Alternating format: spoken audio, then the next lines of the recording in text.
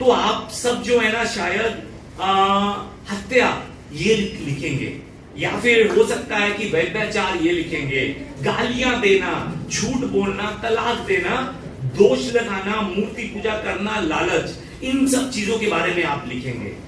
आज जो है ना मैं आप सबको इन सब पापों से थोड़ा सा अलग पाप जिसके बारे में शायद हमने कभी सोचा भी नहीं है, जिसके बारे में हमें शायद मालूम भी नहीं है कि ये भी पाप है, उसके बारे में आज मैं आप सबसे थोड़ा सा बांटना चाहता हूं। वो पाप जिसके बारे में हम ज्यादा ध्यान नहीं देते, वो पाप कोई और पाप नहीं है, झूठे शिक्षकों के पीछे चलना, झूठे शिक्षकों के साथ चलने का पाप। अगर आज वचन का शीर्षक भी देखेंगे ना, तो आज वचन के शीर्षक में भी लिखा हुआ है, झूठे भविष्यकर्ताओं से सावधान रहो। आइए एक बार मेरे पीछे बोले, झूठे भविष्यकर्ताओं से सावधान रहो। सच में हमारा परमेश्वर हमसे कहता है कि झूठे शिक्षकों से, झूठे भविष्यकर्ताओं से क्या रहो? सावधान रहो। क्या आप में से किसी को मालूम है कि इस संसार में हर महीने लगभग 10,000 से ज्यादा लोग झूठे शिक्षकों के कम्युनिटी में फंस जाते हैं जाकर? हर महीने 10,000 से ज्यादा इस पूरे संसार में। और अगर एक महीने में 10,000 से ज्यादा लोग इन झूठे शिक्षकों के चक्कर में फंस जाते हैं, तो एक साल में ये गिनती जो है ना वो 1,20,000 से ज्यादा की हो जाती है। अब लोग जो है ना क्यों फंसते हैं? झूठे शिक्षकों के चक्कर में क्यों फंसते हैं? उसका कारण आज के वचन में बहुत ही सरल तरह से लिखा हुआ है। वचन में लिखा है, हे प्रियो, हर एक आत्मा की प्रतीति ना करो, वरन आत्माओं को परखो कि वो परमेश्वर की ओर से है कि नहीं। हम जो है ना, हम लोग क्या करते हैं? हम आत्माओं की प्रतीति नहीं करते, हम आत्माओं को परखते नहीं है। हमें परखना बहुत जरूरी है, हमें पहचान होनी बहुत जरूरी है। अगर हमें पहचान नहीं होगी तो सच में हम जो है ना हम भी गिर जाएंगे। क्या आपको मालूम है कि 500 का नोट जो है ना, आजकल बहुत नकली नोट 500 के मार्केट में आए हुए हैं? मालूम है आपको? मेरे पास एक नोट है, बड़ी मुश्किल से ये नोट मिला है। ये नोट असली है, चिंता मत कीजिए, आज किसको देने वाला नहीं हो, चिंता मत कीजिए। ये नोट असली है या नकली है, कितने लोगों को पता होगा? कितने लोगों को पहचान होगी इस नोट की कि ये नोट असली है या नकली है? शायद बहुत कम लोगों को पहचान होगी, बहुत कम। मेरा एक दोस्त है, वो आरबीआई में लगा हुआ है।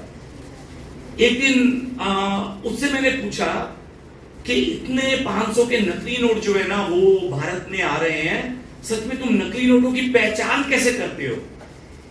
उस मेरे दोस्त ने कहा कि नकली नोट की पहचान के चक्कर में पड़ेंगे ना, सच में हम पकड़ नहीं पाएंगे। क्यों?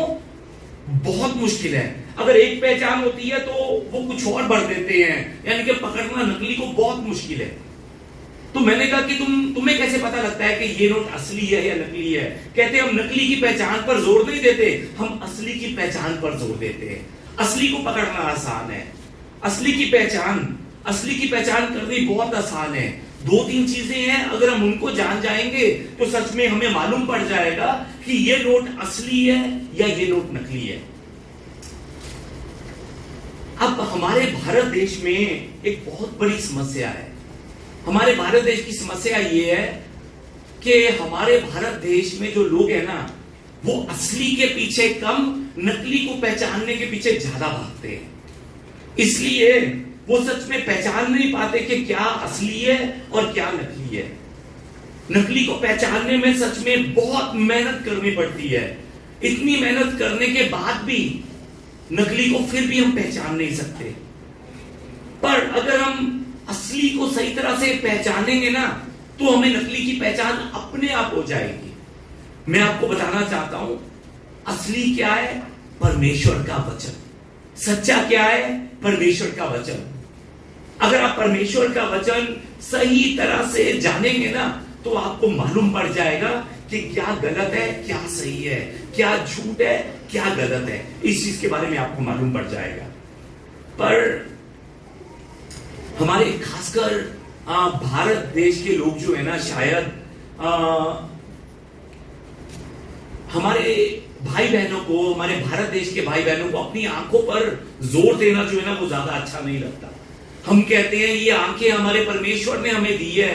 कहीं पर हम अपनी गलती से पढ़ कर, किताबें पढ़ कर, बाइबल पढ़ कर हम अपनी आंखें ना खराब कर बैठे हैं, इसलिए हम अपनी आंखों पर जोर नहीं देंगे, हम अपने कानों पर जोर देते हैं, कानों पर। सच में बहुत से लोग जो है ना, वो कानों पर जोर देते हैं, आंखों पर जोर नहीं देते। YouTube में जो भी आता है उसको सुनकर कहते हैं ओ हालेलुया, ओके ठीक है, ये उसने जो भी कहा, वचन क्या कह रहा है उसके मुताबिक नहीं देखना। जो भी सुनाई दिया, कुछ नया सुनाई दिया, हालेलुया मुझे ये नया पता लगा है, वचन क्या कह रहा है उसके बारे में कुछ ध्यान नहीं है, उसने कुछ नया बताया, हालेलुया ठीक है, ये ठीक है। सच में हमारे भारत के लोग, बहुत से लोग ऐसा करते हैं। कुछ दिन पहले एक वीडियो मैंने देखी, ईस्टर से कुछ दिन पहले वो वीडियो निकली थी कि इजराइल में जहां पर यीशु मसीह की कब्र है, वहां पर ईस्टर वाले दिन आसमान से आग निकलती है, और वो आग जो है ना, उस आग को 30 मिनट तक कोई भी जो है ना अपने बदन पर लगाएगा तो वो जलता नहीं है। सच में बहुत कॉन्फिडेंस से वो वीडियो बनाई थी। मैंने भी वो वीडियो जब सुनी ना, तो मुझे भी लगा कि हाँ मैं गया था, मुझे क्यों नहीं दिखाई दी वो जो है ना, सच में मुझे क्यों नहीं पता लगा इस बारे में।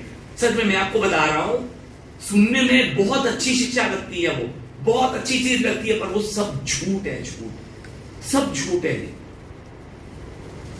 अगर वो सच में कोई आग ऐसी निकलती होती ना, तो जो यीशु मसीह की कब्र पर हर ईस्टर में वो यीशु मसीह की कब्र पर आसमान से पवित्र आत्मा की आग कोई ऐसे निकलती होती ना, तो बाइबल में जरूर उसके बारे में लिखा होता। बाइबल में उसके बारे में कुछ भी नहीं लिखा है। और उसके बाद मैंने उस वीडियो को जानने के लिए कई वीडियो सर्च करनी शुरू की।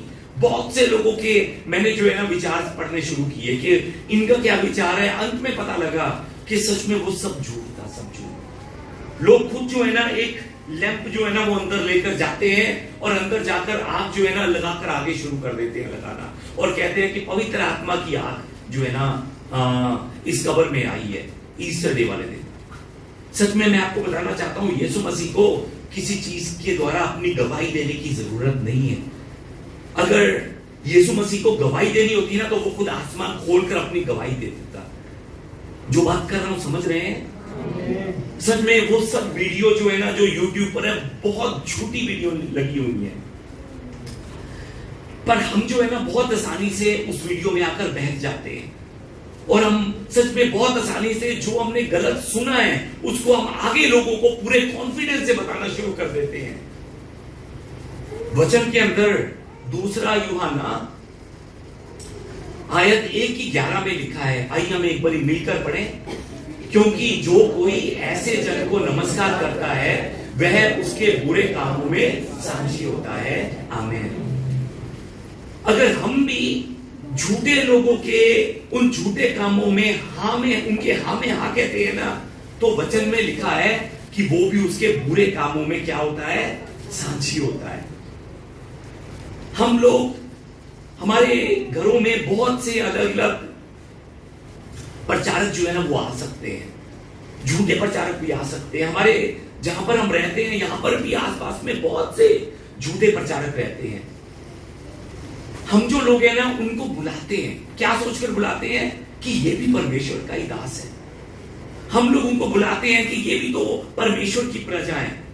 मैं आपको बताना चाहता हूं, वचन हमें बताता है कि हर एक इंसान जो तुम्हें लग रहा है कि प्रभु का जन है, वो प्रभु का जन नहीं भी हो सकता। और अगर हम उसको नमस्कार करते हैं, अगर हम उसको बुलाते हैं, हम उसको आमंत्रित करते हैं बार बार, तो हम भी क्या कर रहे हैं? हम भी उसके सजा में हकदार बन रहे हैं। जो सजा परमेश्वर ने आने वाले समय में उसको देनी है ना, वही सजा का हकदार परमेश्वर हमें भी बना रहा है। जो बात कर रहा हूं समझ रहे हैं? झूठे लोग अगर आपके घर में आते हैं ना, उन्हें सच में बाहर कर दीजिए। अगर आप चाहते हैं कि ये वचन हमारे जीवन में पूरा ना हो सके तो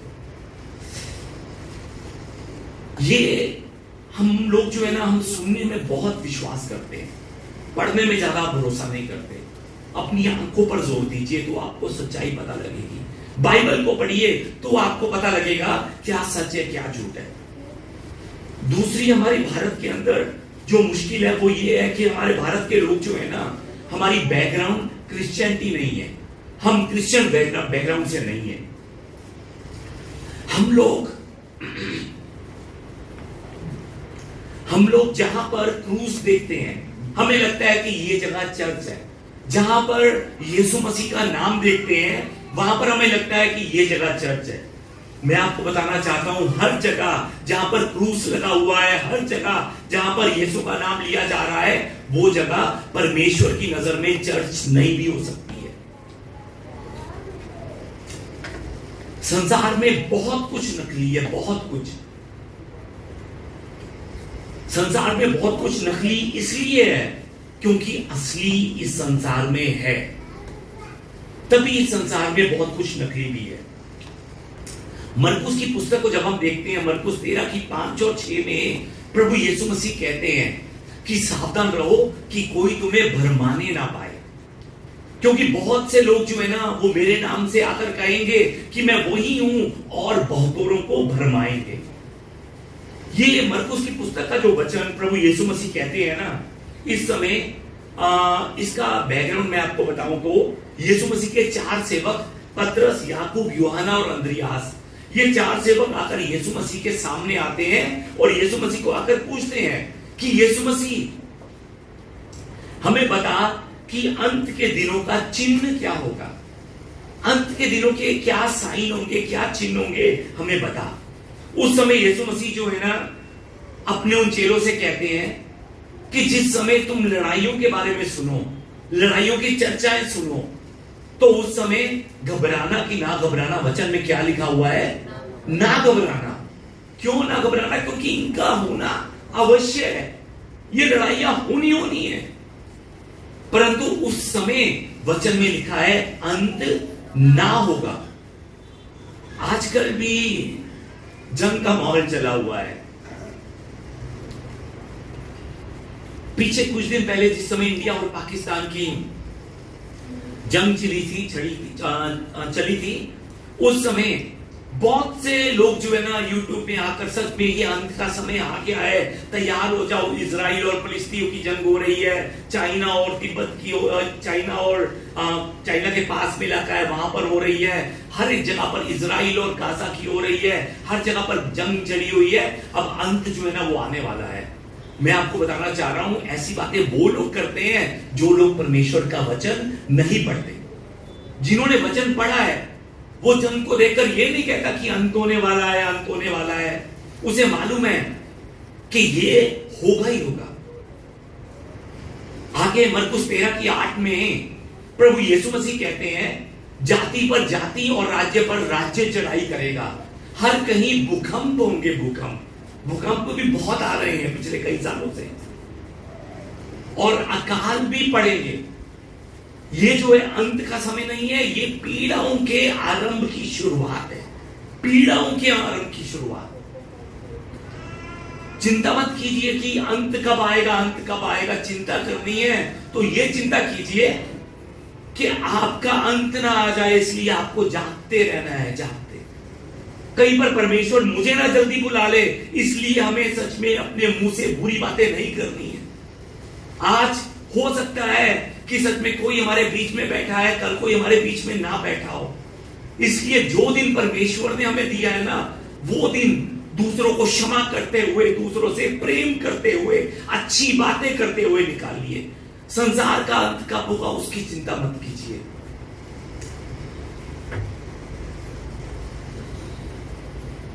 परमेश्वर जो है ना, आगे वचन में प्रभु यीशु मसीह आगे वचन में लिखकर बताते हैं कि भाई जो है ना वो भाई को, और पिता जो है ना वो पुत्र को घात करने के लिए सौंप देगा, और लड़के जो है ना, लड़के वाले जो है ना वो माता पिता के विरोध में उठकर उन्हें मरवा डालेंगे। इसका मतलब क्या हुआ कि हर एक इंसान परमेश्वर की आज्ञाओं पर चलना जो है ना वो बंद कर देगा। परमेश्वर की आज्ञा क्या है कि भाई भाई से प्रेम करे, मां पिता से प्रेम, मां बच्चे से प्रेम करे, बच्चा माता पिता से प्रेम करे। पर सब लोग क्या करेंगे? परमेश्वर की आज्ञाओं पर चलना बंद कर देंगे। और इन सब बातों को करने से पहले और इन सब बातों को करने के बाद, मतलब कि जब हम 4, 5 और मरकुस 13 की 4, 5 और 6 को और उसके बाद 21, 22, 23 को देखते हैं ना, तो उसके अंदर यीशु मसीह बहुत जरूरी बात करते हैं। इन बातों को करने से पहले यीशु मसीह कहते हैं कि सावधान रहो, सावधान। किससे सावधान रहने के लिए कहते हैं? झूठे शिक्षकों से, झूठे नबियों से सावधान रहने के लिए कहते हैं कि कोई तुम्हें भरमा ना जाए, इसलिए उन सब लोगों से सावधान रहो, सावधान। एक दिन किसी मेरे भाई ने मुझसे पूछा कि पास्टर जी, जहां पर परमेश्वर होते हैं वहां पर अद्भुत कार्य होते हैं, वहां पर बड़े बड़े चमत्कार होते हैं, वहां पर बड़ी बड़ी गवाहियां होती हैं, पर पास्टर जी आप जो है ना, आप कह रहे हैं कि वो इंसान झूठा है, वो इंसान गलत है। अगर वो इंसान झूठा है, अगर वो इंसान गलत है, तो क्यों उन जगहों पर बड़ी बड़ी गवाहियां निकल कर आ रही हैं? क्यों उन जगहों पर बड़े बड़े अद्भुत चमत्कार हो रहे हैं? मैंने उस भाई से कहा कि सच में ऐसी बातें वो करता है जो बाइबल को नहीं पढ़ता। जिसने बाइबल पढ़ी है ना, उसे मालूम है कि शैतान को भी इतनी सामर्थ्य है कि वो भी किसी के जीवन में भी चमत्कार कर सकता है। क्या करने के लिए? लोगों को भरमाने के लिए। जिस समय हम मत्ती की पुस्तक को देखते हैं, मत्ती की पुस्तक अध्याय 7 में प्रभु यीशु मसीह कहते हैं, जो मुझसे हे प्रभु कहता है, उनमें से हर एक स्वर्ग के राज्य में प्रवेश ना करेगा। हालेलुया। प्रभु यीशु मसीह कह रहे हैं किससे? उन लोगों से जो प्रभु यीशु को हे प्रभु कहते हैं। ये हे प्रभु कहने वाले लोग विश्वासी होंगे या ना विश्वासी होंगे? संसार के लोग जो मंदिरों में जा रहे हैं, गुरुद्वारों में जा रहे हैं, क्या वो भी यीशु मसीह को हे यीशु मेरे प्रभु, हे यीशु मेरे प्रभु, वो भी प्रार्थनाएं करते हैं? नहीं करते। हे प्रभु कहने वाले लोग कौन है? जो यीशु को अपना प्रभु मानते हैं। पर यीशु मसीह क्या कहते हैं कि हर एक हे प्रभु कहने वाला स्वर्ग के राज्य में प्रवेश ना करेगा। फिर कौन प्रवेश करेगा? जो मेरे स्वर्ग के पिता की इच्छा पर चलता है। 22 नंबर आयत में यीशु मसीह आगे कहते हैं कि उस दिन कौन सा दिन? जिस समय वो मरकर मेरे सामने खड़े होंगे। उस दिन बहुत से लोग जो है ना, वो आकर मुझसे कहेंगे कि हे प्रभु क्या हमने तेरे नाम से भविष्यवाणियां नहीं की थी? हे प्रभु क्या हमने तेरे नाम से दुष्ट आत्माओं को नहीं निकाला था? हे यीशु क्या हमने तेरे नाम से चमत्कार नहीं किए थे? जिस समय वो लोग ये बात करेंगे ना, उस समय यीशु मसीह का रिएक्शन क्या होता है? यीशु मसीह उन लोगों से कहते हैं, 23 नंबर आयत में लिखा है कि तब मैं उनसे खुलकर कह दूंगा कि मैंने तुमको कभी नहीं जाना। हे कुकर्म करने वालों, मेरे पास से दूर हो जा, मेरे पास से चले जाओ। यीशु मसीह कहां पर है? स्वर्ग में। यीशु मसीह से दूर होना कहां पर जाना है? नरक में।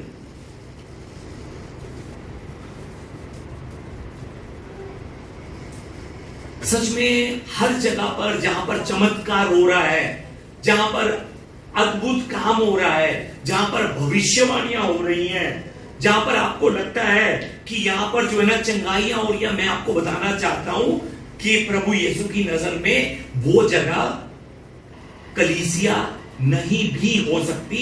इस बात को याद रखिए। साथ ही 15 में यीशु मसीह कहते हैं कि झूठे भविष्यद्वक्ताओं से सावधान रहो, जो भेड़ों के भेष में तुम्हारे पास आते हैं, परंतु अंदर से फाड़ खाने वाले भेड़िए हैं। सच में ये जो झूठे लोग जो है ना, वो किसके भेष में आएंगे? भेड़ के वेश में आएंगे। भेड़ के, प्रभु के भेड़ के वेश में, कि हम प्रभु के लोग हैं, हम भी प्रभु यीशु के लोग हैं, परंतु अंदर से वो कौन है? फाड़ खाने वाले भेड़िए भेड़िए। ये जो झूठे प्रचारक है ना, वो बाहर से देखने में सच में सच्चे लगते हैं, वो दूसरों की मदद भी भर भर कर करते हैं, वो वचन को भी बांटते हैं, वो सब वो कार्य करते हैं जो एक प्रभु के सेवक को करना चाहिए। उनकी पहचान करना मुश्किल जरूर है, पर उनकी पहचान करना नामुमकिन नहीं है। हम उनकी पहचान कैसे कर सकते हैं? मत्ती की पुस्तक अध्याय 7 की 20 में प्रभु यीशु कहते हैं कि तुम उनके फलों से उनको पहचान सकते हो। उनके फलों से। उनका फल क्या है? कलीसिया में कितने लोग आ रहे हैं, ये फल नहीं है। अगर आप भी इस झूठे फल को लेकर फल समझ रहे हैं ना, तो मैं आपको बताना चाहता हूं कि हम बहुत बड़ी गलत फैमिली में रह रहे हैं। उन झूठे लोगों की पहचान हम कैसे कर सकते हैं? उनके फलों से। उनका फल क्या है? उनका सच में जीवन, उनके काम, वो कलीसिया में क्या बताते हैं, ये उनका फल है। ये उनका फल। उनके फल कौन से हैं? ध्यान से सुनिए। किस तरह से हम झूठे लोगों की पहचान कर सकते हैं? ध्यान से सुनिए। पहला, कि अगर उनके प्रचार के बीच में यीशु मसीह के अलावा कुछ और है, तो समझ लीजिए ये लोग झूठे प्रचार करने वाले लोग हैं। पौलुस ने सिर्फ यीशु का प्रचार किया, पतरस ने यीशु का प्रचार किया, प्रभु के हर जन ने सिर्फ और सिर्फ यीशु का प्रचार किया।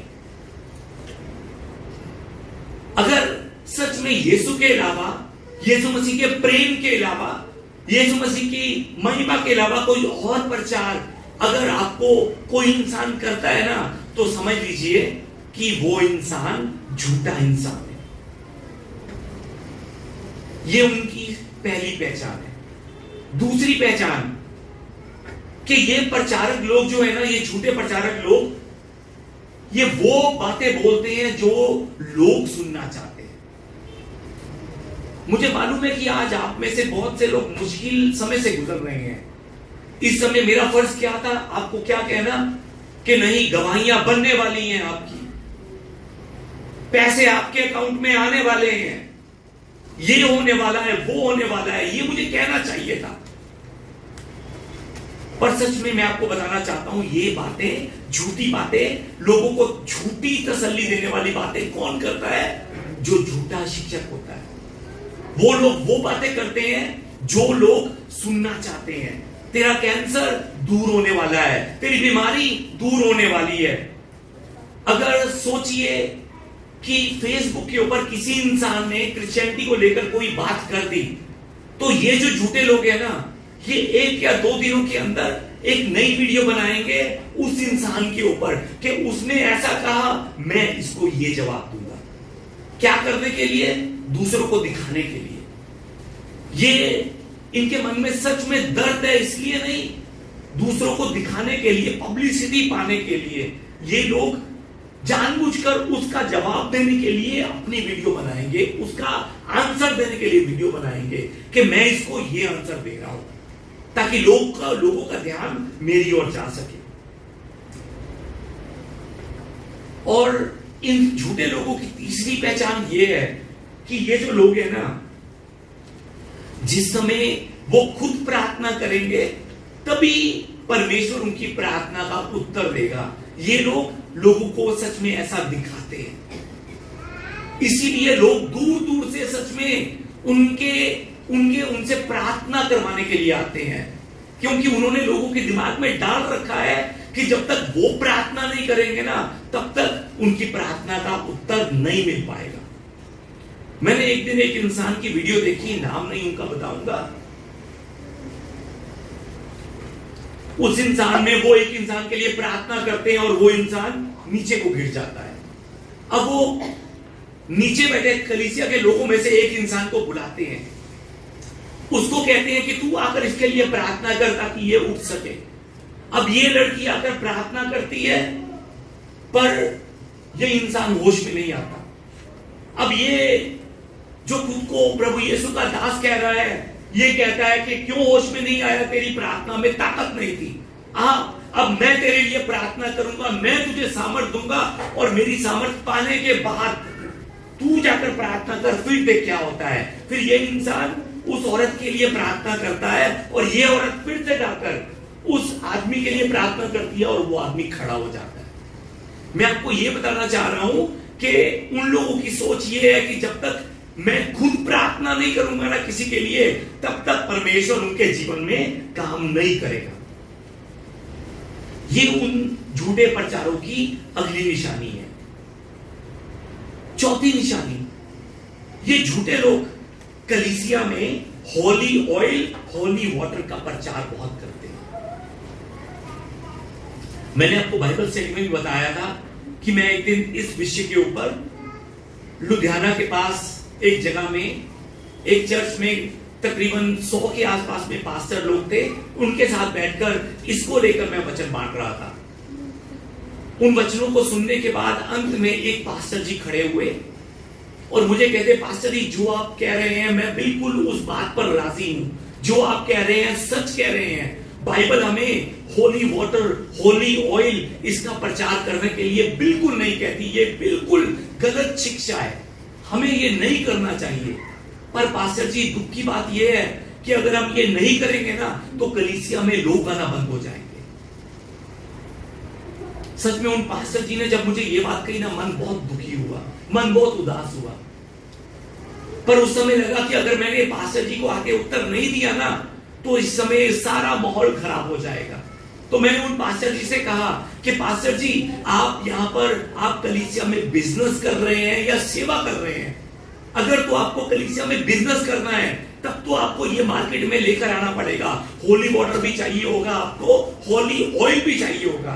बल्कि अगर आप चर्च में बिजनेस चलाना चाहते हैं ना, मैं एक और आइटम आपको बताता हूं। आप आज से एक पेन ले लीजिए, पेन, उसको होली पेन बताकर एग्जाम से पहले बेचिए, बहुत बिक्री होगी उस पेन की चर्च में।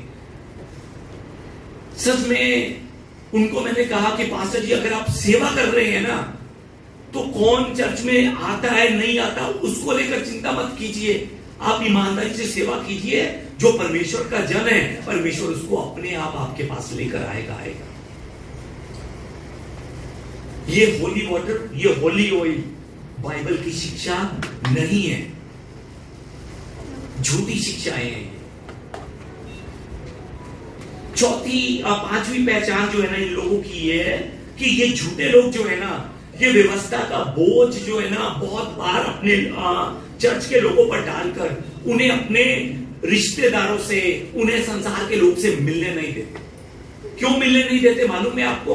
कि उनकी चोरी पकड़ी जाएगी, इसलिए वो आपको ये कहेंगे कि तुमने घर से बाहर निकलकर किसी को प्रचार नहीं करना, तुमने घर से बाहर नहीं निकलना, घर के अंदर रहो, प्रार्थना करो। तुमने किसी के ऊपर हाथ रखकर प्रार्थना नहीं करनी। अगर तुम किसी के ऊपर हाथ रखकर प्रार्थना करोगे तो उस इंसान की दुष्ट आत्मा जो है ना वो तुम्हारे ऊपर आ सकती है।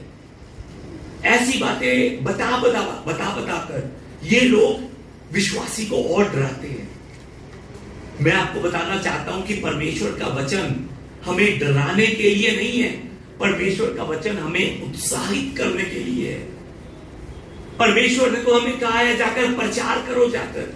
परमेश्वर ने तो हमसे कहा है कि जाकर दूसरों के लिए प्रार्थना करो। ये लोग ऐसा नहीं करते। और इन लोगों की एक और बड़ी पहचान यह है कि हर एक बात में ये अंत के समय को लेकर आ जाते हैं कि अब अंत आने वाला है, अंत आने वाला है, अंत आने वाला है।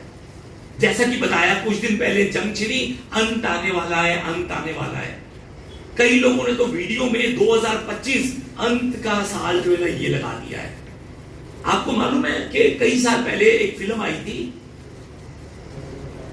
2012। वो फिल्म आने के बाद पूरी दुनिया में अफवाह उड़ गई थी कि 2012 साल का अंत है। उस समय बहुत से लोग उन्होंने अपने घर बार बेच कर कलीसिया में दान किया था पैसा।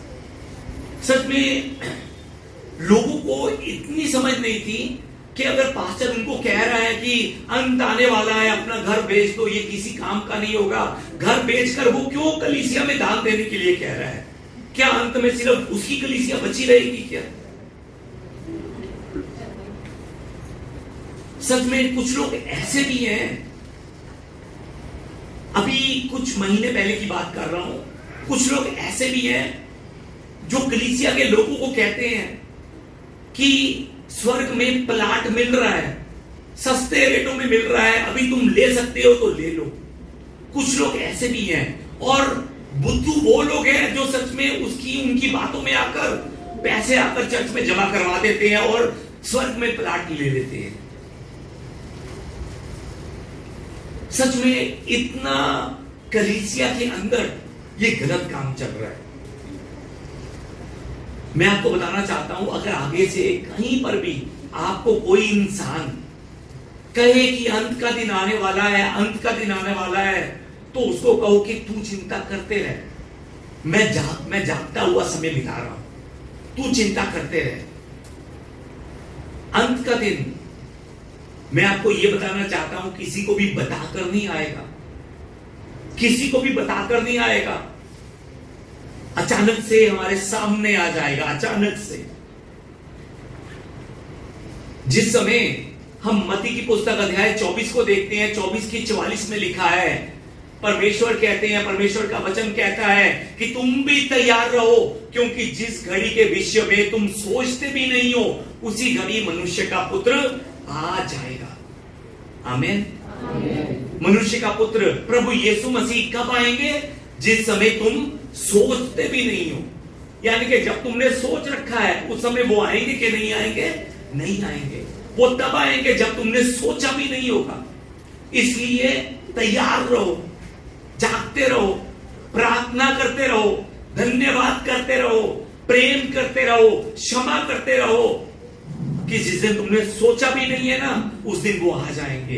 तुम लड़ रहे होगे, तुम्हारे लड़ाई के बीच में वो आ जाएंगे और तुम्हारा लड़ता हुआ रूप देखकर कहेंगे, ओ ये तो विश्वासी नहीं लग रहा है।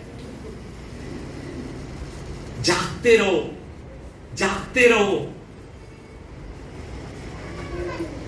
प्रकाशित वाक्य 16 की 15 में लिखा है, देख मैं चोर की नहीं आता हूं, धन्य है वह जो जागता रहता है और अपने वस्त्र की चौकसी करता है, कि नंगा ना फिरे और लोग उसका नंगापन ना देखे।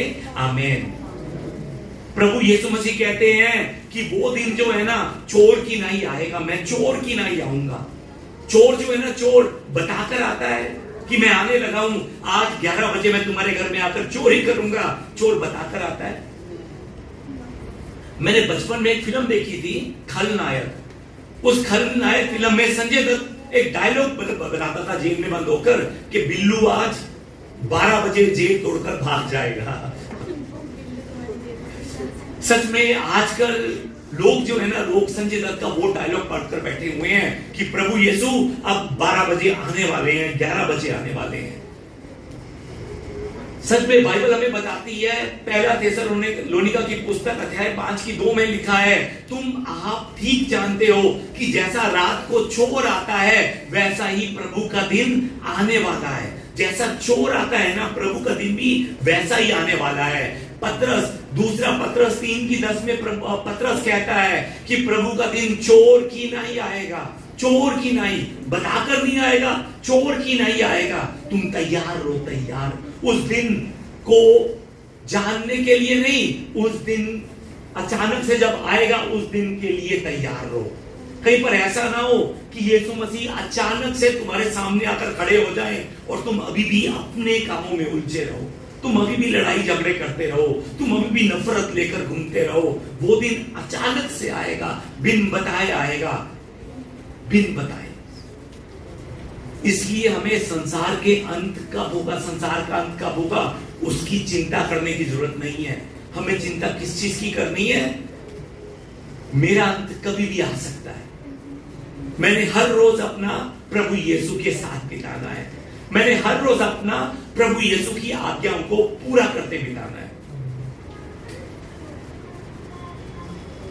सच में हमने तैयारी करनी है अपनी, उठकर बैठना है, उठकर। और दूसरों को अंत आने वाला है, अंत आने वाला है, डराइए मत, आप खुद जीवन बिताइए ताकि दूसरा भी देखकर सच में इस चीज को जान सके कि सच में प्रभु यीशु मसीह के लोग ऐसा अपने जीवन की तैयारी करते हैं, ऐसा वो जीवन बिताते हैं कि सच में अगर आज अंत आ जाए तब भी उन्हें डर नहीं लगता। सच में आज एक बार अपने आप से पूछिए कि हम में से कितने लोग ऐसे हैं जो उन झूठे लोगों की शिक्षा टीचिंग से हम बाहर हैं। क्या हमारे मन में नहीं आता कि हाँ, अगर दर्द हो रहा है तो मैंने सुना है होली ऑयल लगा लो, तो मैं ऑयल लगा लूं? क्या हमारे मन में नहीं आता कि मैंने सुना है कि होली वाटर पीने से ये ठीक हो जाता है, तो मैं होली वाटर पी लूं या अपने घर में छिड़क दूं? मैं एक दिन एक कलीसिया में गया पटियाला में, वहां पर प्रार्थना करने वचन बांटने के बाद परमेश्वर ने मन दिया कि कलीसिया की संगत के लिए सच में पास्टर जी के साथ मिलकर प्रार्थना कर। तो पास्टर जी और हम दोनों ने मिलकर कलीसिया की संगत के लिए प्रार्थना की। अब प्रार्थना तकरीबन 1-1.5 घंटे हर एक के लिए करते रहे, तो मैं भी बहुत थक गया, पास्टर जी भी बहुत थक गए। पास्टर जी कहते, पास्टर जी हम चलते हैं, खाने के लिए चलते हैं, हम ऐसे करेंगे, खाने के बाद एक ही बार में जो लोग रह रहे हैं उनके लिए हम एक ही बार में प्रार्थना कर देंगे। तो हम खाने के लिए गए। अब खाने के बाद जब मैं वापस आया तो मैंने देखा वहां पर 15-20 बहनें खड़ी हुई हैं जिनके लिए प्रार्थना हमने नहीं की थी। वो बहनें जो है ना, अपने हाथों में गड़वी पकड़कर खड़ी हुई हैं और गड़वी के अंदर उन्होंने पानी भरा हुआ है। तो मैंने उनसे पूछा कि आप गड़वी क्यों लेकर आई हैं पानी से भरी हुई? वो कहती, पास्टर जी आप जो है ना इस पानी के लिए प्रार्थना कर दीजिए ताकि ये पानी होली वाटर हो जाए और इस होली वाटर को हम अपने घर में जाकर छिड़केंगे। क्यों? हमारे घर में आजकल बहुत लड़ाइयां हो रही हैं, बहुत कलेश हो रहा है, मेरा पति बहुत शराब पी रहा है, इस होली वाटर को हम छिड़केंगे तो वो सब बंद हो जाएगा। मैंने उन बहनों को कहा, मैं पहले आप मुझे ये बताइए कि ये शिक्षा आपको किसने दी? उस समय जो पास्टर जी मेरे साथ में खड़े थे वो कहते, पास्टर जी फोन आया जरा मैं जाकर आया। मैंने उन बहनों को कहा कि ये पानी जो है ना इससे कुछ नहीं होगा, कि क्यों आप बार बार इन चीजों को लेकर विश्वासी जीवन में लेकर आ रहे हैं? आप में और दूसरे हमारे हिंदू भाइयों में क्या फर्क है? पहले जो थे, जब तुम पहले विश्वास में नहीं थे तो तुम पहले गंगा का पानी छिड़कते रहते थे, अब विश्वास में तुम आ गए हो तो अब तुम होली वाटर छिड़कते रह रहे हो। क्या फर्क है आज तुम्हारे विश्वास में और पहले तुम्हारे जीवन में? उन्हें कहा कि इस पानी से तुम्हारा कुछ नहीं होगा।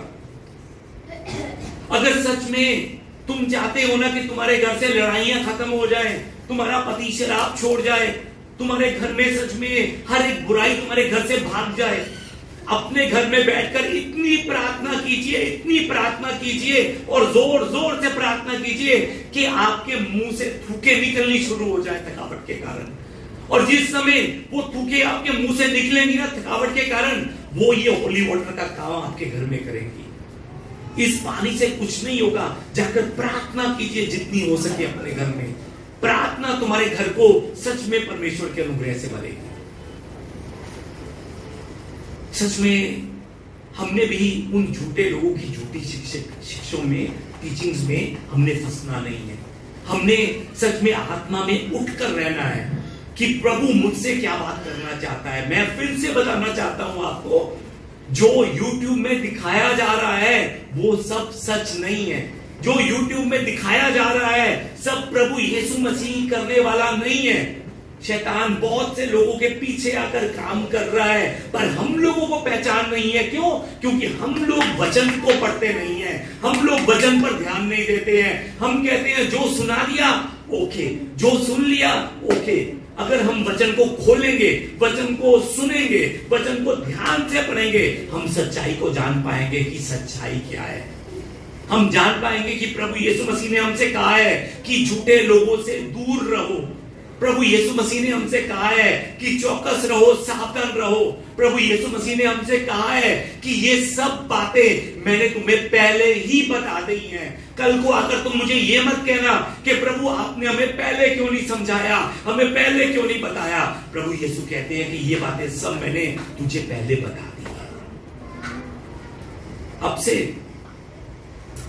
साउथ कोरिया से वापस आने के बाद प्रार्थना कर रहा हूं कि महीने में एक बार ये जितने भी झूठी संस्थाएं हैं ना, 2 महीने में एक बार उस झूठी संस्था को लेकर सच में आपसे मैं बात करूं, ताकि आपको भी एक कर हर एक के बारे में पता लग सके, ताकि जिस समय वो आपके सामने आए तो आप पहचान सके कि हाँ, ये लोग मेमने के भेष में आए हैं, पर ये अंदर से फाड़ खाने वाले क्या है? भेड़िए हैं। प्रार्थना कर रहा हूं कि वापस आकर महीने में एक बार इन शिक्षकों इन टीचिंग्स को आपको देना शुरू कर सकूं, आपको बता सकूं। सच में मैं आपको बताना चाहता हूं अंत में कि प्रभु यीशु मसीह के अलावा कोई नहीं है इस संसार में। प्रभु यीशु मसीह के अलावा किसी और चीज की जरूरत ना आपको थी, ना आपको है और ना आपको होगी, क्योंकि हमारे परमेश्वर ने हमें सिर्फ और सिर्फ प्रभु यीशु मसीह दिया है। संसार के लोगों ने बहुत कुछ दिया है, तेल भी दिया है, पानी भी दिया है, वो भी दिया है, ये भी दिया है, पर परमेश्वर ने हमें सिर्फ और सिर्फ प्रभु यीशु मसीह दिया है। अगर प्रभु यीशु मसीह को पकड़कर आप प्रार्थना करते हैं, प्रभु यीशु का हाथ पकड़कर आप आगे चलते हैं, तो सच में परमेश्वर का वादा है कि आपके जीवन में वो किसी भी घटी को होने ना देगा। वो आपके जीवन की हर एक घटी को पूरा करेगा। पर मुश्किल क्या है? प्रभु यीशु का हाथ तो हम पकड़ते हैं, साथ में पानी भी हमारे हाथ में आ जाता है, होली ऑयल, हालेलुया। प्रभु यीशु का हाथ तो पकड़ते हैं, पर जिस समय कंधे में दर्द होना शुरू होता है, वो तेल भी हमारे हाथ में आ जाता है। प्रभु यीशु को लेकर चलने की कोशिश करते हैं, अचानक से अंत का दिन भी हमारी आंखों के सामने आ जाता है। उन चीजों को बाहर निकलकर सिर्फ और सिर्फ यीशु पर ध्यान दीजिए। सोचिए कि आप यीशु के साथ हैं। आज भी, आने वाले 1 मिनट बाद भी, आने वाले 2 मिनट बाद भी, आने वाले 1 घंटे बाद भी, आने वाले 1 महीने बाद भी आपको अंत के समय से डर लगेगा कि नहीं लगेगा? मरने से डर लगेगा कि नहीं लगेगा? जो इंसान अपना जीवन सच में प्रभु के साथ बिता रहा है ना, उसे मालूम है कि मैं आज भी प्रभु यीशु के साथ हूं और मरने के बाद भी मैं प्रभु की यीशु के साथ में रहूंगा। मैं आज भी, मेरा हाथ प्रभु यीशु के हाथ में है, मरने के बाद भी मेरा हाथ प्रभु यीशु के हाथ में होगा। तो वो इंसान डरता नहीं है। सच में इस समय आइए हम अपना ध्यान उन हर एक झूठी टीचिंग से, शिक्षा, उन हर एक झूठी टीचिंग से दूर करते हुए हम अपना ध्यान परमेश्वर की ओर लेकर जाएं और सच में परमेश्वर से हम कहें कि प्रभु, सच में सृष्टि के मालिक आप हैं, सच में सृष्टि के रक्षक आप हैं। हम सिर्फ आपको और आपको हम प्रणाम करते हैं, आपकी और आपकी हम सिर्फ महिमा करते हैं, आपको और सिर्फ आपके नाम को हम पुकारते हैं। आइए इस समय अगर आपके मन में भी अगर झूठी शिक्षाएं चल रही हैं, तो आज यीशु के नाम से उनको निकालिए। ये होली ऑयल, ये होली वाटर आपके जीवन में कुछ नहीं करेगा। ये YouTube आपके जीवन में कुछ नहीं करेगा, चमत्कार कुछ नहीं करेगा। यीशु मसीह आपके साथ में है तो सब कुछ आपके जीवन में अपने आप होता चलेगा। आइए मिलकर इस समय हम गीत गाते हुए परमेश्वर के सामने अपने मन को रखें।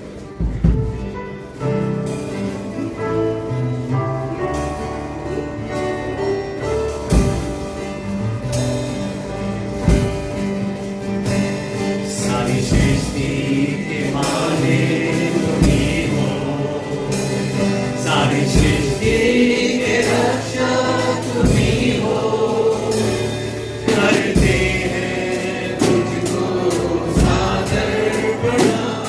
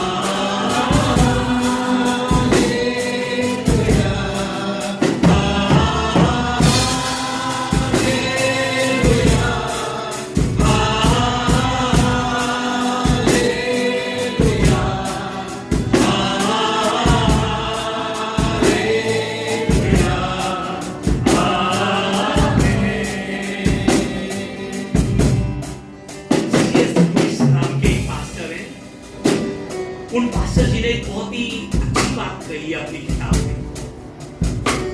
जिस समय लोग उनसे पूछते थे ना कि अंत कब होगा, यीशु मसीह कब आएंगे, यीशु मसीह कब आएंगे, वो सीएस लुईस पास्टर कहते हैं कि यीशु मसीह आएंगे। वचन में लिखा है कि वो आएंगे, वो आने वाले हैं, सच में वो आने वाले हैं, वो आएंगे। पर उनके आने के समय के बारे में किसी को मालूम नहीं है, किसी को भी मालूम नहीं है। फिर उनसे लोग पूछते फिर पास्टर जी, आजकल के पास्टर सब इतने कॉन्फिडेंस से कैसे कहते हैं कि अगले साल अंत होने वाला है, उससे अगले साल अंत होने वाला है। वो सीएस लुईस पास्टर जी अपनी किताब में ये बात लिखते हुए कहते हैं कि आजकल के जो खुद को अपने आप को दास कहते हैं ना, जिन लोगों ने अपने नाम के आगे प्रॉफिट लगाया हुआ है, जिन लोगों ने अपने नाम के आगे अपोस्टल लगाया हुआ है, उन लोगों से बचकर रहो। वो कहते हैं ये जो लोग हैं ना, ये प्रभु यीशु से भी ज्यादा जानते हैं सब कुछ। जिन चीजों के बारे में प्रभु यीशु को भी मालूम नहीं है ना, वो लोग प्रभु यीशु से भी ज्यादा जानने वाले लोग हैं। उन लोगों से बचकर रहो, उन प्रॉफिटों से, उन अपोस्टलों से। वो कहते हैं कि यीशु आएंगे, यीशु आएंगे, कब आएंगे ये नहीं मालूम है, पर तुम अपने आप को तैयार करो, आज तैयार करो। और यीशु आएंगे, यीशु आएंगे, बार बार इस सवाल को अपने दिमाग में मत लेकर आओ। ये सवाल कौन लेकर आता है? जो इंसान परमेश्वर के वचनों पर नहीं चलता, क्योंकि वो डरता रहता है कि कहीं पर आज तो नहीं आएंगे, मैं आज अपना जीवन अच्छा बिताऊं। अगर उसे पता लग जाए कि अगले हफ्ते प्रभु यीशु आएंगे, तो वो 6 दिन लड़ता रहेगा, 6 दिन गालियां निकालता रहेगा, 6 दिन अपने मुंह से दूसरों को श्राप देता रहेगा, और 7वें दिन प्रभु यीशु आ रहे हैं, मैं तैयारी कर रहा हूं, ऐसे लग जाएगा। प्रभु यीशु मसीह ने कहा है कि उस दिन के बारे में किसी को मालूम नहीं है, किसी को मालूम नहीं है। इसलिए जागते रहो, जागते रहो, जागते रहो, जागते रहो। सच में क्या हम जागकर बिता रहे हैं? सच में आइए हम प्रभु से कहें कि प्रभु सच में हमारे तन को, हमारे मन को, सच में तू जो है ना, इन झूठे नबियों के द्वारा, इन शैतानों के द्वारा हमारे मन को छूने ना देना प्रभु। सच में ये झूठे लोग ये बार बार हमें फंसा रहे हैं, ये बार बार हमें अपने जाल में फंसाने की कोशिश कर रहे हैं, उलझाने की कोशिश कर रहे हैं। प्रभु मदद कीजिए ताकि सच में हम इनकी बात में उलझ ना सके। हमें तेरे ही हाथों की रचना, हम पर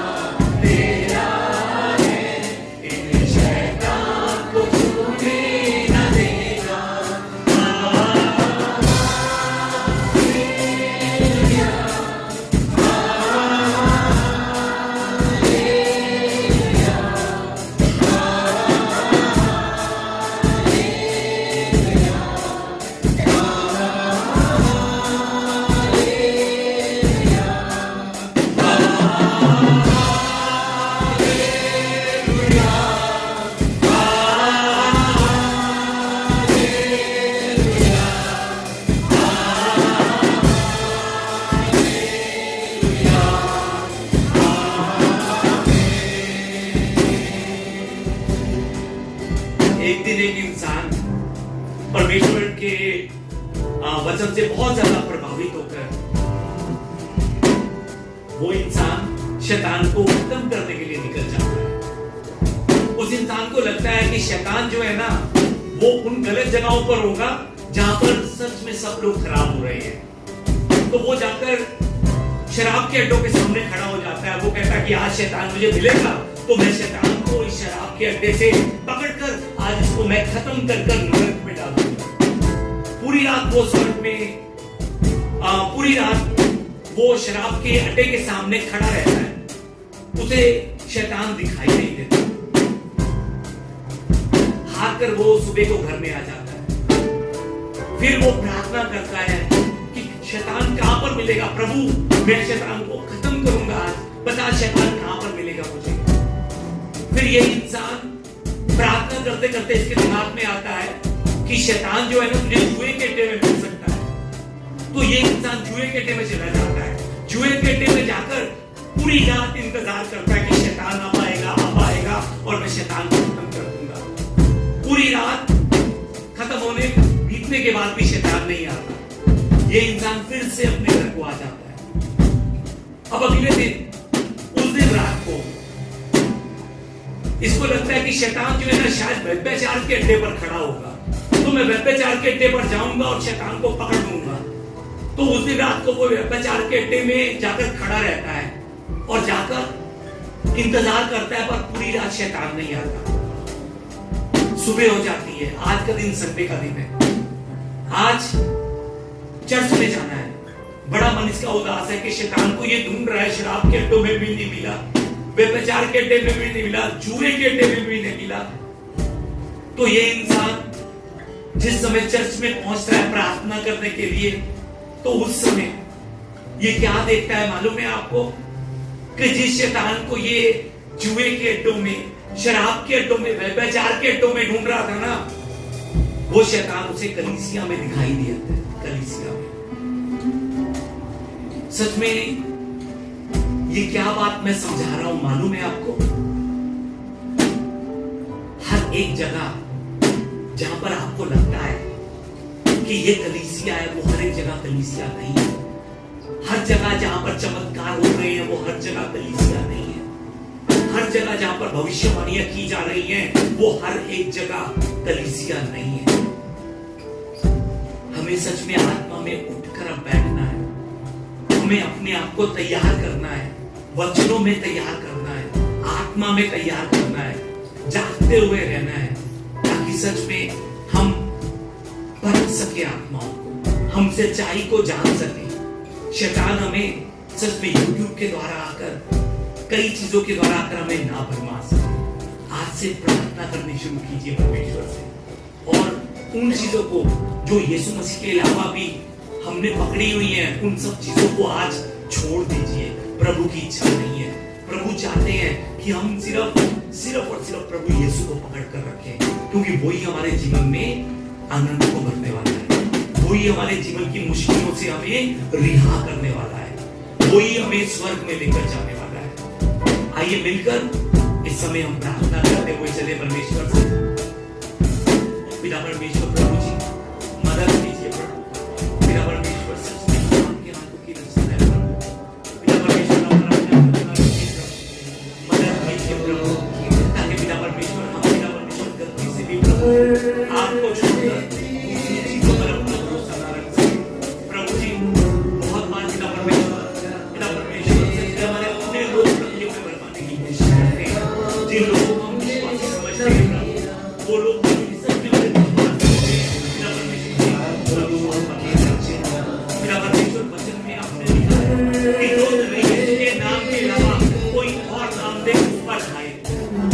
जो भी तुम्हारे विश्वास को ये विश्वास के अलावा बनाने की कोशिश करे, प्रभु मदद कीजिए ताकि पिता परमेश्वर हम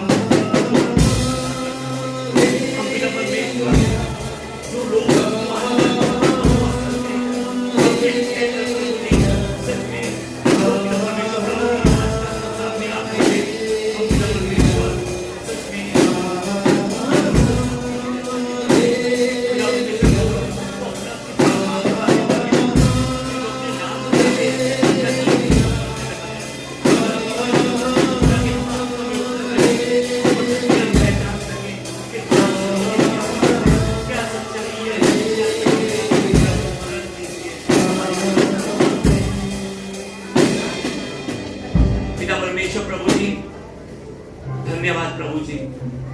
पिता परमेश्वर, सच में प्रभु जी आज शायद वो नहीं था जो हम सुनना चाहते थे, आज शायद वो नहीं था जो हम सच में सुनने की इच्छा रखते थे। पिता परमेश्वर हमारी मदद कीजिए कि सच में प्रभु जी हम पहचान कर सके कि क्या सही है क्या गलत है। प्रभु सच में देखने में हर एक सही लगता है, पर प्रभु हमें मालूम है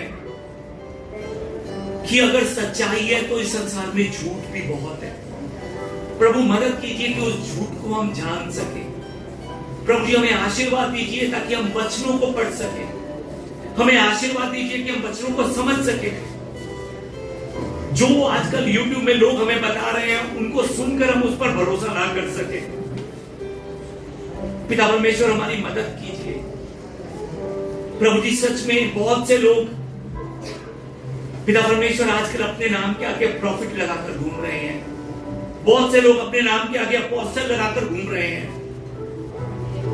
पिता परमेश्वर जिन लोगों को आपने नबी घोषित किया था, जिस समय प्रभु जी उनका वचन आप तक पहुंचा, उन लोगों ने पिता परमेश्वर अपने कपड़े फाड़ दिए। उन्होंने प्रभु जी सच में आपके दर्द को पहचान कर अपने हाथों से अपने बालों को उखाड़ दिया। प्रभु उन लोगों ने हंसते हंसते पिता परमेश्वर अपने शरीर को बलिदान कर दिया। प्रभु पर पिता परमेश्वर मसीह एक आजकल के लोग हैं जो खुद को प्रॉफिट और अपोस्टल कहकर प्रभु जी आपकी सेवा कर रहे हैं।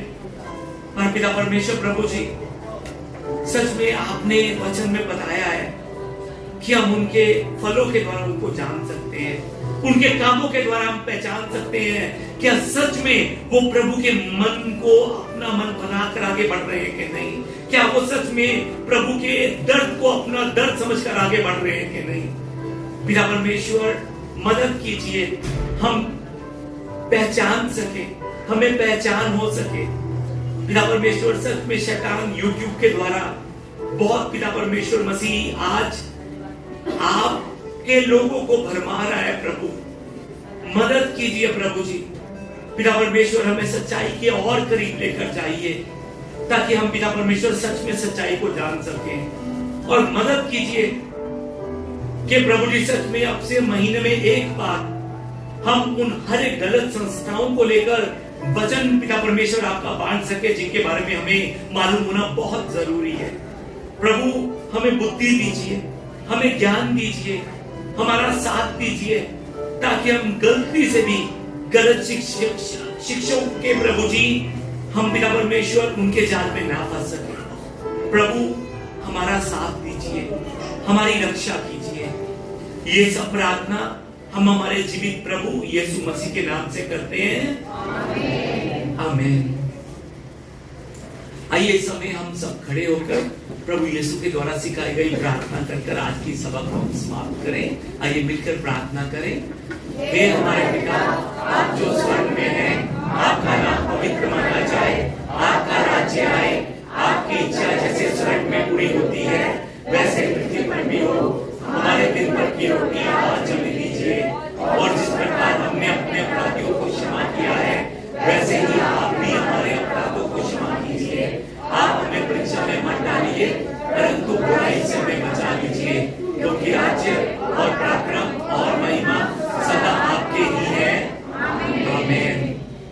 हमारे परमेश्वर का प्रेम, प्रभु यीशु मसीह का अनुग्रह और पवित्र आत्मा की सहभागिता आज भी परमेश्वर के भवन में आकर वचन को जानकर वचन के अनुसार चलने वाला जीवन बिताते हुए, प्रभु की महिमा करते हुए सिर्फ और सिर्फ प्रभु यीशु को अपना उद्धारकर्ता और अपने हर एक जीवन की मुश्किल में प्रभु यीशु का हाथ पकड़ते हुए आगे बढ़ने वाले प्रभु यीशु के हर एक प्यारे के जीवन में परमेश्वर का अनुग्रह अब से लेकर सदा तक बना रहे, आमीन। मेरा